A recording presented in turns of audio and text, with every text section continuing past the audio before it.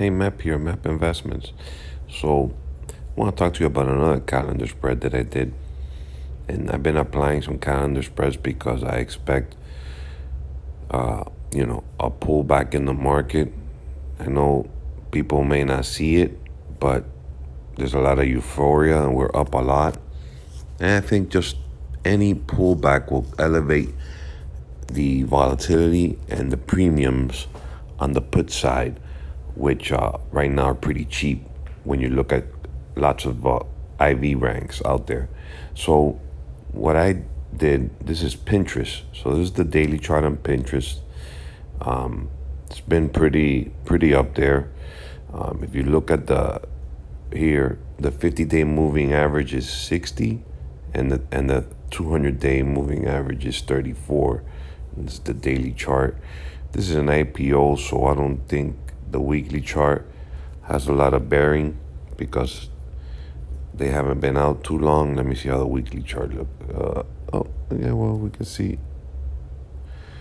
Oh, stock charts. I don't want, no thanks. So this is the weekly chart. You can see it's pretty up there. RSI of 80. Really no pullback. It's just up, and away. Hit a low of 10 maybe in the pandemic, and now we're at 70.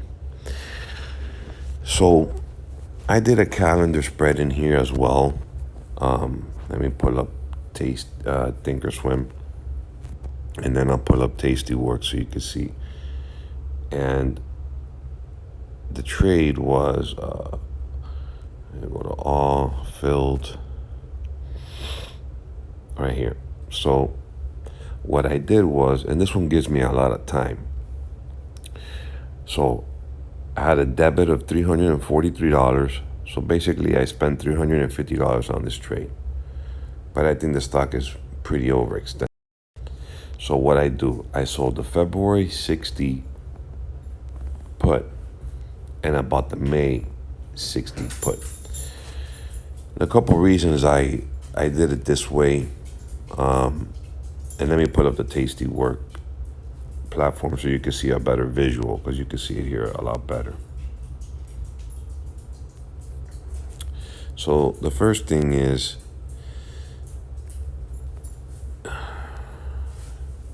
IV ranks 22, so pretty low. We're gonna go to a put calendar, right? And let's pull up here the table. So here's let me move the expiration because I did the February, May. So the reason I did the February, May is, and this is why I like Tastywork, and they're doing so many, they update their website, their platform, they do so many good things, it's awesome. So there, you can see there, the earnings is February 4th. So I did the February, let me move the expiration. See if it moves here.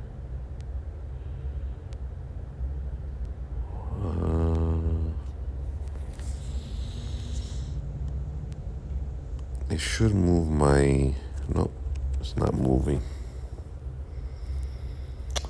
It's not moving it.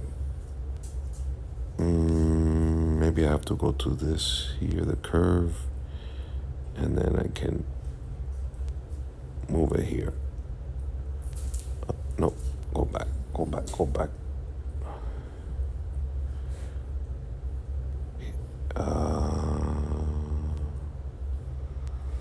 Would it be this one? Let me see, table.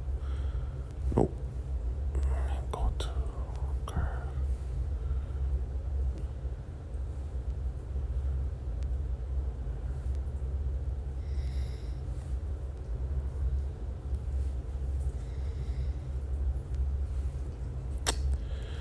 I don't know why it's doing it this way, but whatever.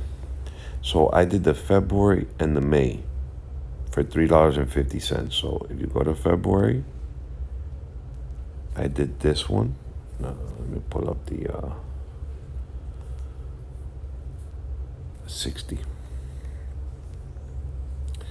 Now the moving average on the daily, let's go to the daily. so you can see kind of my thought process on the trade. So the moving average is 60. See it right there, 60, and it's at 70. 50-day moving average is 60. 200 days, 34. So 60 and 34. So basically,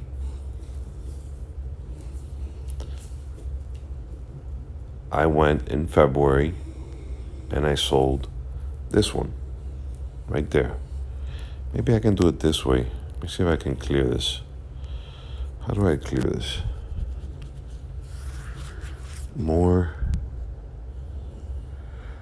There's to be a way to clear this so I can maybe do it.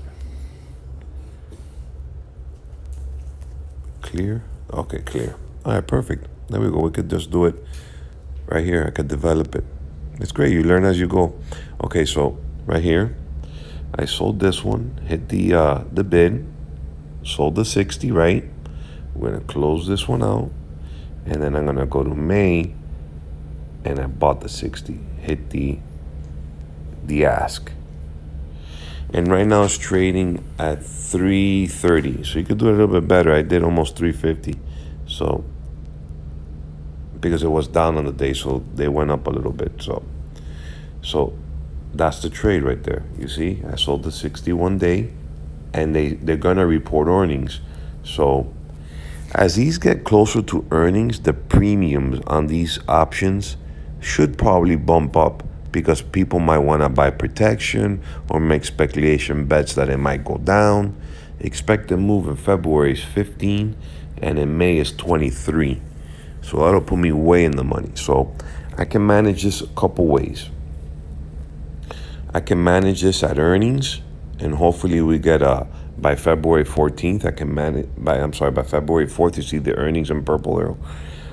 I can manage it by earnings, and hopefully the decay and the increase in the further back month, my mine right over here with more time, will pump up, because by February 4th, there'll be more days have gone by and this have decayed.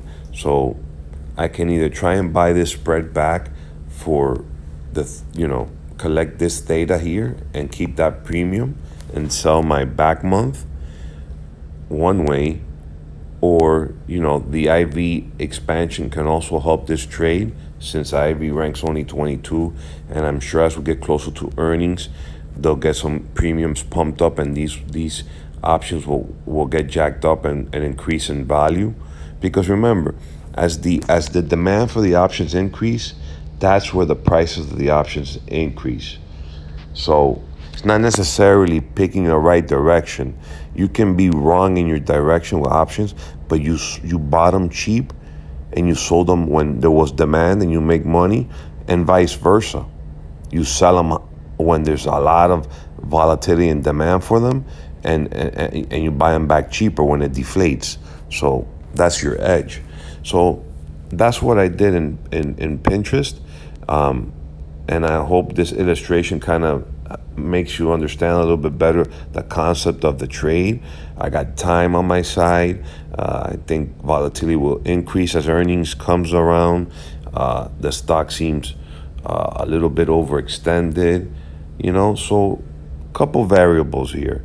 I'm not trying to predict where the stock's going. I'm just looking at that the premiums are pretty cheap, and that the stock has been up big, and that volatility will probably increase in this underlying. And that's what I've been doing. Since there's not a lot of premium out there to sell, I think the best way to play these names that are overextended over calendar spreads, research shows that they perform very well. And I'll copy the link from Tasty Trades research on these calendar spreads. They're not sexy, but they do seem to perform. And the name of the game is perform and make some money. Thank you. Please like, subscribe, share the video, comment below, and see you in the next video.